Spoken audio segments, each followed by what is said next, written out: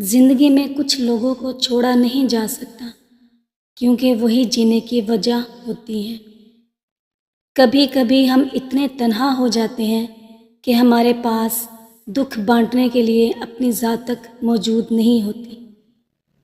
من پسند انسان کا کوئی متبادل نہیں ہوتا، خواہ من پسند انسان آپ کے تصور میں ہو یا حقیقت میں۔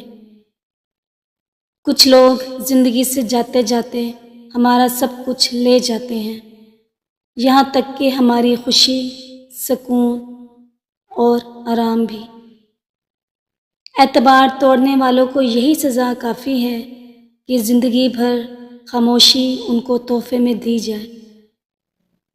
انسان محبت میں گناہ تو اپنی مرضی سے کرتا ہے، لیکن جب بات رشتہ بنانے کی آتی ہے تو یہ کہہ کر مکر جاتا ہے کہ گھر والے نہیں مان رہے۔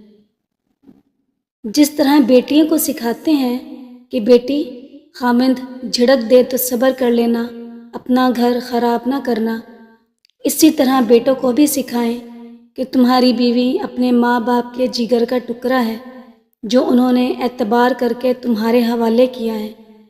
اگر کوئی بات اچھی نہ لگے تو صبر کرنا، اسے پریشان نہ کرنا، تکلیف نہ پہنچانا۔ جس طرح دھوکہ پلٹ کر آتا ہے، اسی طرح الفاظ بھی پلٹ کر آتے ہیں۔ کوشش کریں کہ تمہارے الفاظ سے کسی کی دل آزاری نہ ہو۔ انسان کو زیادہ سیدھا بھی نہیں ہونا چاہیے۔ یاد رکھیں، جنگلات میں سیدھے درختوں کو جلد کاٹ دیا جاتا ہے اور ٹیڑھے درخت کھڑے رہ جاتے ہیں۔ بعض دکھ بھی گونگے انسان کی طرح ہوتے ہیں جو نہ بتائے جا سکتے ہیں اور نہ کوئی سمجھ سکتا ہے، بس چپ چاپ پالے جاتے ہیں۔ برا وقت انسان کو اتنا نہیں توڑتا جتنا برے وقت میں اپنوں سے لگائی گئی امیدیں انسان کو توڑ دیتی ہیں۔ جب تک خود پہ نہ گزرے لوگوں کو ہمارے احساس اور جذبات مذاق لگتے ہیں۔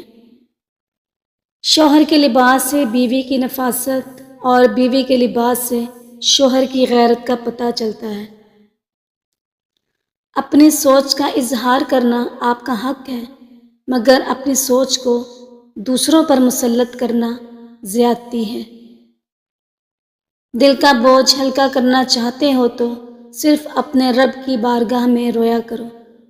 یہ وہ جگہ ہے جہاں نمازی کا طعنہ دیا جاتا ہے، نہ مستقبل کا خوف دلایا جاتا ہے۔ بس رحم اور کرم کے پردوں سے ہم گناہ گاروں کو ڈھانپ لیا جاتا ہے۔ انسان جب اپنی غلطیوں کا وکیل اور دوسروں کی غلطیوں کا جج بن جائے تو پھر فیصلے نہیں، فاصلے ہوتے ہیں۔ اگر کچھ الگ کرنا ہے تو بھیڑ سے ہٹ کر چلو۔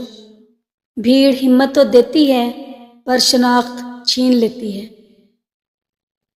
انسان ہمیشہ تکلیف میں ہی سیکھتا ہے، خوشی میں تو پچھلے سبق بھی بھول جاتا ہے۔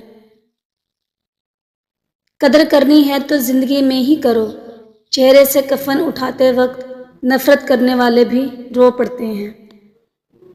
اگر کبھی ایسے لگے کہ تم تھک چکے ہو، دعا مانگنا بھی مشکل لگے، تو اللہ کے سامنے ہاتھ پھیلا لیا کرو۔ تمہارے پھیلے ہوئے ہاتھ اس بات کا ثبوت ہے کہ تم رب کائنات کے محتاج ہو۔ جو عورت ہر وقت انگوٹھیاں پہنے رکھتی ہیں، ایسی عورتیں دوسروں کی خوشی میں خوش ہونے والی ہوتی ہیں۔ جس عورت یا مرد کے نام میں دو اے موجود ہوں، ایسے مرد اور عورت بہت بابرکت والے ہوتے ہیں اور خوش قسمتی ان کا ساتھ کبھی نہیں چھوڑتی۔